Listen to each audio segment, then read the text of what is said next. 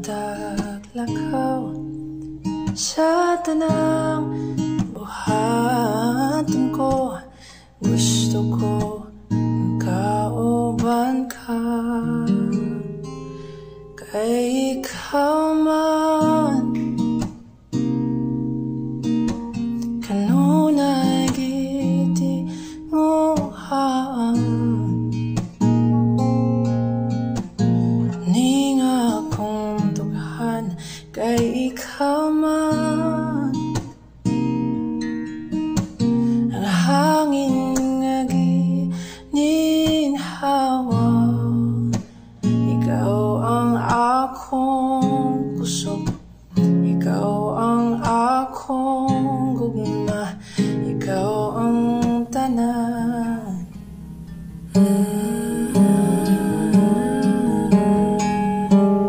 Sa matag adlaw gusto ko nga kauban ka.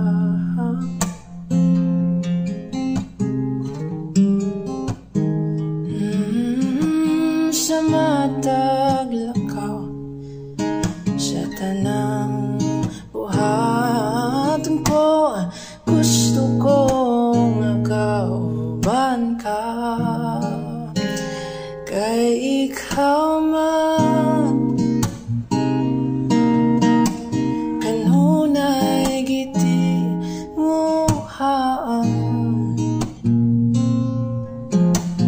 Ning akong tughan kay ikaw man, ang hangin nga gininhawa. Ikaw ang akong kusog, ikaw ang akong gugma, ikaw ang tanan, kay ikaw man. Sa matag adlaw gusto ko nga kauban ka.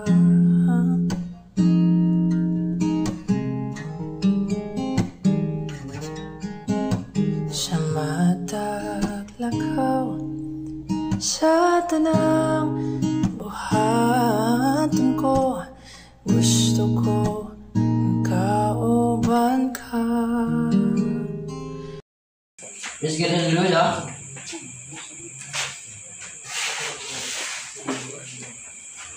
Kumusta na ba mga igsoon? Amen. Kumusta na ang ating pagpangalagad sa Ginoo?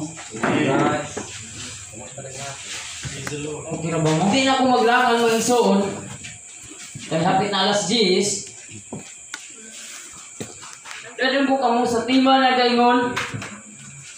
Ipasusi sa Dios ang atong kasing-kasing o huna-huna. Amen. Unsay kuno? Gikinahanglan ipasusi sa Dios ang atong kasing-kasing o huna-huna. For example, mga isuon, kanang magbiyahe ta. Di sa may magbiyahe dili susihon ang motor at di siya magbiyahe. Bisan ako mga igsoon, naka-agipod ko na. Kumpiyansa ba? Pag-abit din sa mahan, magbasol na.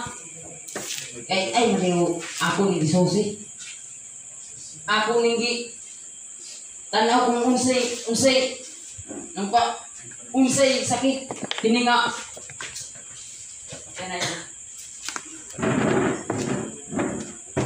Kung unsay sakit, tininga sa kinana. Atong hatagan ng kahulugan, ang atong papangalagad sa Ginoo, ipasusi nato ang atong kasing-kasing. Kung nagkasalaman ta, kaya ang kasing-kasing ug huna-huna, mag-uban natin eh.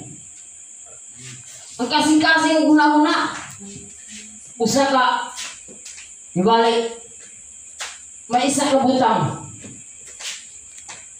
May isa ka butang imong nakitaan. Kung gamiton sa yawa ang imong huna-huna, Di ba ang santot na si kasing mukuha na si kasing-kasing? Ay, kana, awatan ko. Pero ayaw ko'y pagpatintal sa yawa. Amen. Kinahanglan, kung ang yawa, mugamit ka na to, kinahanglan, ato Diyod ipasusi sa Ginoo. Sa dihang nangalagad na sa Ginoo, di matapipikto rin kalibutan na. Apan ato Diyod ipasusi. Amen? Amen. Puslan man ang alagad na sa Ginoo, ato ipasusi sa Ginoo ang atong kasing-kasing. Kung sa may buhaton sa aron susiyon masusi sa Ginoo ang atong kasing-kasing guna-una. Muadto ka sa simbahan, maghinunsol ka, magampo ka sa Ginoo. Amen. Kaya mauna sign.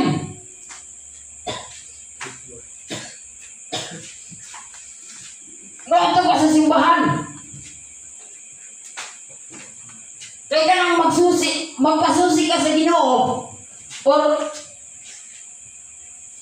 kanang susi o ipasusi ang pasabot ana ipatanaw aron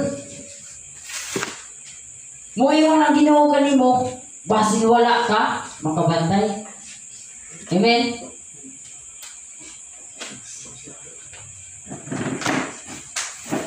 Kaya kaning kasing-kasing mga igsoon malimpungon. Ibis kang nuhatag ka garog times. Imong kasing-kasing lain man. Ang imong huna-huna nga Diyos naman, gusto nimo ay muhatag ko times. Apan pag-abot kas kasing-kasing kay gamiton sa yawa. Ay, kan kinaarabay ko pa ito no. Pero sa ibuhaton, di ta mamati sa sudyot sa yawa. Ginahanglan natong ibutang sa atong una-una ang pulong sa Ginoo. Amen. Amen. Kaya dili na rin magpapangalagad sa Ginoo. Amen. Di kinahanglan nga atong yun ipasusi sa Ginoo. Amen. Ipasusi nato ang atong tagsa-tagsa na kasing-kasing guna-guna. Amen. Sa dihabitang gibatismohan ta sa Ginoo.